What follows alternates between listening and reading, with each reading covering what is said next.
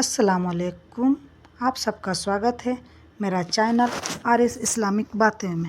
आज हम बात करेंगे हज़रत इब्राहीम अलैहिस्सलाम ने बादशाह को इस्लाम की दावत दी। हज़रत इब्राहीम अलैहिस्सलाम के बारे में हमने अपनी पहली वीडियो में बयान किया है।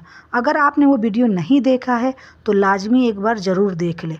हज़रत इब्राहीम अलैहिस्सलाम की अजमत, हज़रत इब्राहीम अलैहिस्सलाम की वाक़या, हज़रत इब्राहीम अलैहिस्सलाम की नसीहत और हज़रत इब्राहीम अलैहिस्सलाम की कौम की बुत परस्ती के बारे में हमने बयान किया है। आप उस वीडियो को लाजमी एक बार ज़रूर देखिए। अगर आप सबको मेरा वीडियो पसंद आए तो मेरे चैनल को ज़रूर सब्सक्राइब कर दे और लाइक करना ना भूलें। आज हम बात करेंगे हज़रत इब्राहीम ने बादशाह को इस्लाम की दावत दी। दस्तूर के मुताबिक हर साल मेला लगा करता था, तो सब लोग मेले चले गए, लेकिन हज़रत इब्राहीम अलैहिस्सलाम नहीं गए। उन्होंने सारी मूर्तियाँ तोड़ दी। जब आपके कौम के लोग मेले से वापस आए तो माजरा देखकर बहुत परेशान हुए और बहुत गुस्सा हुए। तब लोगों ने ये सोचा कि ये काम ज़रूर हज़रत इब्राहीम अलैहिस्सलाम का हो सकता है। तब लोगों ने कहा कि इब्राहीम को बादशाह के सामने पेश किया जाए। चुनांचे बादशाह को इसकी इत्तला दी गई। लोगों ने कहा कि ये मामला बादशाह के सामने पेश करेंगे और इब्राहीम को सज़ा दिलवाएंगे। लोग बादशाह के दरबार में पहुंचने लगे। सब ने मिलकर बादशाह से शिकायत की कि हज़रत इब्राहीम अलैहिस्सलाम हमारे बुतों की तस्दीक किया करता है और कहता है ये बुत माबूद नहीं बल्कि माबूद कोई और है। इसने हमारे बुतों को तोड़ डाला और हमारी बुतों के साथ गुस्ताखी की है। इसे सज़ा दी जाए। बादशाह ने लोगों की ज़बानी ऐसी बातें सुनकर हुक्म दिया कि इब्राहीम को मेरे दरबार में हाजिर किया जाए। चुनांचे हज़रत इब्राहीम अलैहिस्सलाम को शाही दरबार में लाया गया। दरबार में तमाम मुसाहिब और उमरा बैठे हुए थे। बादशाह ने हज़रत इब्राहीम अलैहिस्सलाम से पूछा कि क्या तुम हमारे माबूदों की तस्दीक करते हो और झुटलाते हो? क्या तूने हमारे माबूदों को तोड़ा है? बादशाह बड़े सख्त लहजा में इब्राहीम अलैहिस्सलाम से बातें कर रहा था। हज़रत इब्राहीम अलैहिस्सलाम ज़ियारतमंदी के साथ हर सवाल का जवाब देते रहे। हज़रत इब्राहीम अलैहिस्सलाम ने कहा, यह सब तुम्हारी माबूद बता सकती है, इन्हीं से पूछ लो तो ज़्यादा बेहतर होगा। शाही दरबार में सरदार, अमराए और मसाहब सब ही बैठे थे और बादशाह और हज़रत इब्राहीम अलैहिस्सलाम के दरमियान होने वाली तमाम बातें सुन रहे थे। सब ने कहा, क्या बुत भी बातें कर सकती है? फिर हज़रत इब्राहीम अलैहिस्सलाम ने जवाब दिया कि जो ना ये देख सकते हैं, ना सुन सकते हैं, ना ही तुम्हारे आरजू पूरी कर सकते हैं, फिर किस तरह तुम इन्हें अपना माबूद मानते हो? मेरा रब मारता है और जलाता भी है। उस ज़माने में इराक़ के बादशाह लक़ब नमरूद होता था और ये कौम को सिर्फ बादशाह ही नहीं होते थे बल्कि खुद को उनका रब और मालिक मानते थे और कौम के पूरे दूसरे देवताओं की तरह उसको अपना खुदा और माबूद मानते और उसकी इस तरह पूजा करते थे जिस तरह देवताओं की, बल्कि उनसे भी पास वो अदब के साथ पेश आती थी, इसलिए कि वो अक्ल व शऊर वाला भी होता था और ताज व तख्त का मालिक भी होता था। बादशाह को जब यह मालूम हुआ तो आप से बाहर हो गया और सोचने लगा कि उस आदमी की पैगंबराना दावत और तबलीग की सरगर्मियाँ अगर इस तरह जारी रही तो ये मेरे मालिक होने, रब होने, बादशाह होने और अल्लाह होने से भी सब कौम को दूर कर देगा और इस तरह बाप दादा की मजहब के साथ साथ मेरी ये हुकूमत भी गिर जाएगी। इसलिए इस किस्से को शुरू ही में ख़त्म कर देना ज़्यादा बेहतर होगा। ये सोचकर उसने हुक्म दिया कि हज़रत इब्राहीम अलैहिस्सलाम को हमारे दरबार में हाजिर करो। हज़रत इब्राहीम अलैहिस्सलाम से मालूम किया कि तू बाप दादा के दीन की मुखालफत करता है और मुझको रब मानने से तुझे क्यों इनकार है? हज़रत इब्राहीम अलैहिस्सलाम ने कहा, मैं एक अल्लाह को मानने वाला हूँ, उसके अलावा किसी को उसका शरीक नहीं मानता। सारी कायनात और तमाम आलम उसी के मखलूक है और वही इन सब को पैदा करने वाला और मालिक है। तू भी उसी तरह एक इंसान है जिस तरह हम सब इंसान हैं। फिर तू किस तरह रब का या खुदा हो सकता है और किस तरह यूँ गूंगे बहरे लकड़ी की बूत खुदा हो सकते? मैं सही राह पर हूँ और तुम सब गलत राह पे हो, इसलिए मैं हक़ की तबलीग को किस तरह छोड़ सकता हूँ और तुम्हारे बाप दादा के अपने गड़े हुए दीन को कैसे इख्तियार कर सकता हूँ? नमरूद ने हज़रत इब्राहीम अलैहिस्सलाम से मालूम किया कि अगर मेरे अलावा तेरा कोई रब है तो उसको ऐसी खूबी बयान कर जिसकी तू कुदरत मुझसे ना हो। तब हज़रत इब्राहीम अलैहिस्सलाम ने फरमाया, मेरा रब वो है जिसकी कब्ज़े में मौत व हयात है, वही मौत देता है और वही ज़िंदगी बनाता है।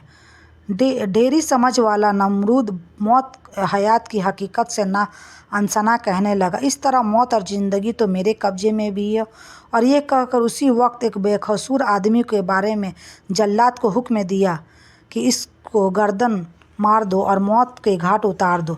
जल्लाद ने फ़ौरन हुक्म पूरा किया और कत्ल की सज़ा पाए हुए मुनीम को जेल से बुलाकर हुक्म दिया कि जाओ, हमने तुम्हारी जान बख्शी की। और फिर इब्राहीम अलैहिस्सलाम की तरफ मुतवज्जा होकर कहने लगा, देखा मैं भी किसी तरह ज़िंदगी बख्शता और मौत देता हूँ, फिर तेरे अल्लाह के ख़ास बात क्या रही।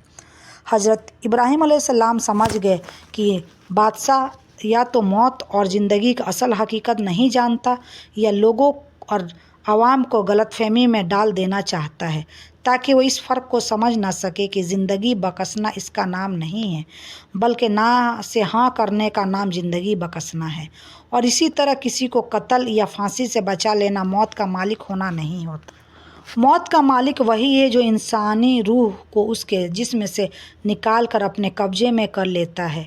इसलिए बहुत से फांसी की सज़ा पाए हुए और तलवार की जद में आए हुए लोगों ज़िंदगी पा जाते हैं, और बहुत से कल व फांसी से बचाए हुए इंसान मौत के घाट चढ़ जाते हैं और कोई ताकत उनको रोक नहीं सकती। और अगर ऐसा हो सकता है तो हज़रत इब्राहीम अलैहिस्सलाम से बातें करने वाला नमरूद बादशाह गद्दी पर ना बैठा होता, बल्कि ख़ानदान का पहला आदमी ही आज भी उस ताज व तख्त का मालिक नज़र आता। मगर ना मालूम कि इराक़ के इस राज्य के कितने दावेदार ज़मीन के अंदर दफन हो चुके हैं और अभी कितने की बारी है। फिर भी हज़रत इब्राहीम अलैहिस्सलाम ने सोचा कि अगर मैंने इस मौके पर मौत और ज़िंदगी के बारीक फ़लसफ़े पर बहस शुरू कर दी तो नमरूद का मकसद पूरा हो जाएगा और लोगों को गलत रुख पर डालकर असल मामले को उलझा देगा, और इस तरह मेरा नेक मकसद पूरा ना हो सकेगा और हक़ की तबलीग के सिलसिले में भरी महफिल में नमरूद को लाजवाब करने का मौका हाथ से जाता रहेगा। क्योंकि बहस व जदल व मुनाजरा मेरा असल मकसद नहीं, बल्कि लोगों के दिल व दिमाग में एक अल्लाह की यकीन पैदा करना मेरा एक ही मकसद है। इसलिए उन्होंने इस दलील को नज़रअंदाज करके समझाने का एक दूसरा तरीका अपनाया और ऐसी दलील पेश की जिससे सुबह व शाम हर आदमी आँखों से देखता और बगैर किसी मतंग दलील के दिन व रात की ज़िंदगी में उससे दो चार होता रहता है। हज़रत इब्राहीम अलैहिस्सलाम ने फरमाया, मैं उस हस्ती को अल्लाह कहता हूँ जो हर दिन सूरज को पूरब से लाता है और मगरिब के तरफ ले जाता है। बस अगर तू भी इसी तरह खुदाई का दावा करता है तो इसके खिलाफ सूरज को मगरिब से निकाल और मशरिफ़ में छिपा। ये सुनकर बादशाह घबरा गया और उससे कोई जवाब ना बन पड़ा, और इस तरह हज़रत इब्राहीम अलैहिस्सलाम की ज़ुबान से बादशाह पर अल्लाह की हुज्जत पूरी हुई। बादशाह इस दलील से घबराया क्यों और उसके पास इसके मुकाबला में गलत समझने की गुंजाइश क्यों ना रही। ये इसलिए कि हज़रत इब्राहीम अलैहिस्सलाम की दलील का हासिल ये था कि मैं एक ऐसी हस्ती को अल्लाह मानता हूँ जिसके बारे में मेरा अक़ीदा ये है कि ये सारी कायनात और उसका सारा निज़ाम उस ही ने बनाया है, और उसने इस पूरी निज़ाम को अपने हिकमत के कानून में ऐसा कंस दिया है कि उसकी कोई चीज़ मुकर्रर जगह से पहले अपनी जगह से हट नहीं सकती और ना इधर उधर हो सकती है। अल्लाह ताला ने दुनिया में हर एक छोटी से बड़ी चीज़ के लिए एक मुकर्रर वक्त तय किया। उस वक्त से पहले कुछ भी नहीं हो सकता। हर एक काम अपना मुकर्रर वक्त पे ही होता है और सारी ज़िंदगी जब तक हम जिएंगे या क़यामत के दिन तक ऐसा ही होता रहेगा। तुम इस पूरी निज़ाम में से सूरज ही को देखो कि दुनिया उससे कितने फ़ायदे हासिल करती है। साथ ही अल्लाह ने उसके निकलने और डूबने का भी एक निज़ाम मुकर्रर कर दिया है।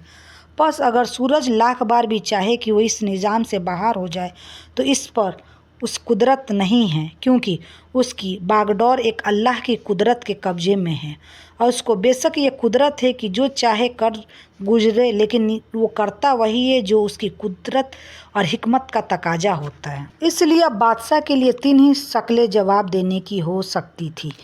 या वो ये कहे कि मुझे सूरज पर पूरी कुदरत हासिल है और मैंने भी ये सारा निज़ाम बनाया है, मगर उसने ये जवाब इसलिए नहीं दिया कि ये खुद इसका कायल नहीं था کہ یہ ساری کائنات اس نے بنائی ہے اور سورج کی حرکت اس کی قدرت کے قبضے میں ہے، بلکہ وہ تو خدا کو اپنی رعایا کا رب اور دیوتا کہلاتا تھا اور بس یہی اس کے لیے سب کچھ تھا۔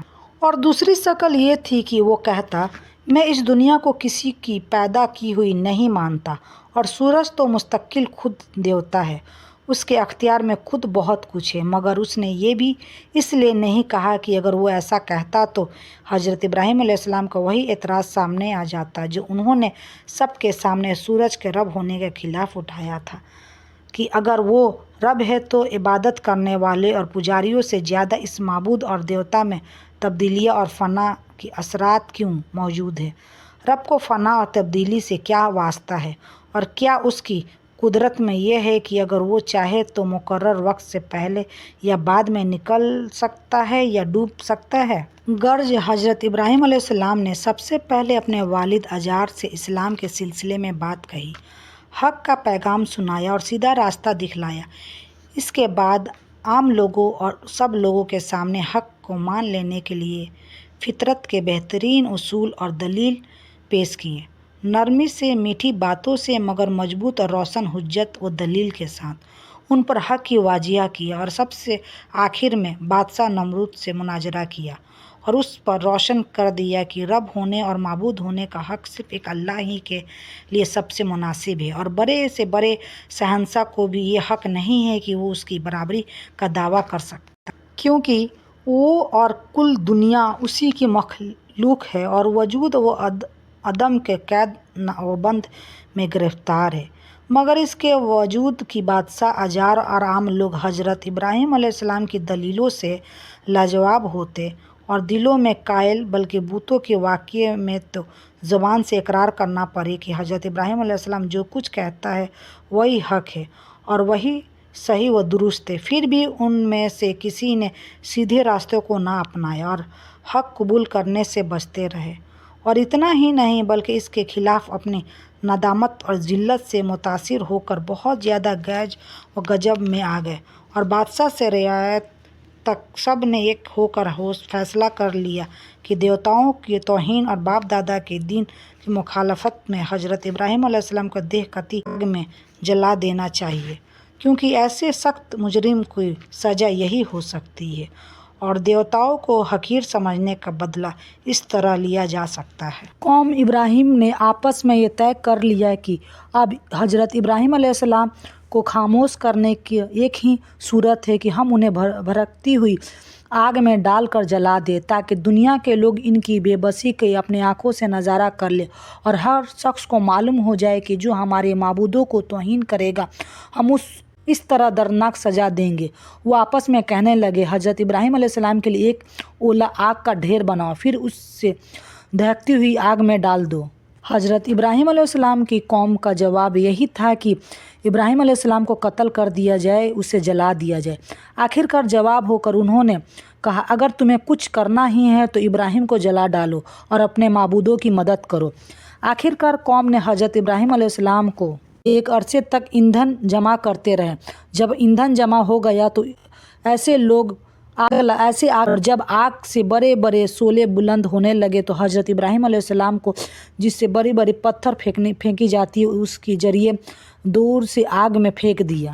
بلند ہونے لگے تو حضرت ابراہیم علیہ السلام کو جس سے بڑے بڑے پتھر پھینکی جاتی ہے اسی طرح دور سے آگ میں پھینک دیا ان کے قوم کے لوگوں نے۔ ہم اپنی دوسری ویڈیو میں یہ جانیں گے کہ اللہ تعالیٰ نے حضرت ابراہیم علیہ السلام کو آگ کو گلزار کیسے بنا دیا اور پھر اللہ تعالیٰ نے ان کو حفاظت کیسی کی۔ حضرت ابراہیم علیہ السلام اپنے لوگوں سے اپنے معبود بتاتے ہوئے، جسے تم خود اپنے ہاتھوں سے بتایا ہے، تم صرف ایک خدا کی عبادت کیا کرو، صرف وہی عبادت کے لائق ہے جس نے ساری کائنات کو پیدا کیا۔ وہ اپنے قوم کو بار بار یہی بات بتاتے تھے۔ لوگوں نے حضرت ابراہیم علیہ السلام کی باتوں پر کان نہیں دھرا۔ بادشاہ نے بھی حکم دے دیا کہ حضرت ابراہیم علیہ السلام کو آگ میں زندہ جھونک دو۔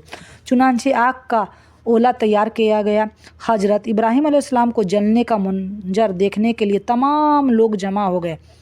بتوں کی بیزاری بھی خوش تھے اور کہنے لگے کہ ہمارے معبودوں کو توڑنے کے ابراہیم کو سزا ملے گی۔ پھر حضرت ابراہیم علیہ السلام کو کچھ بگاڑ نہ سکا۔ آگ اللہ نے ابراہیم علیہ السلام کو جلنے سے بچا لیا۔ آج تک کے لیے ہماری ویڈیو میں اتنا ہی۔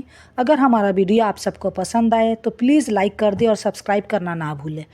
ہم حضرت ابراہیم علیہ السلام کے طرح صبر اور ہمت سے اپنی زندگی کو بہتر سے بہترین بنا سکتے ہیں۔ اللہ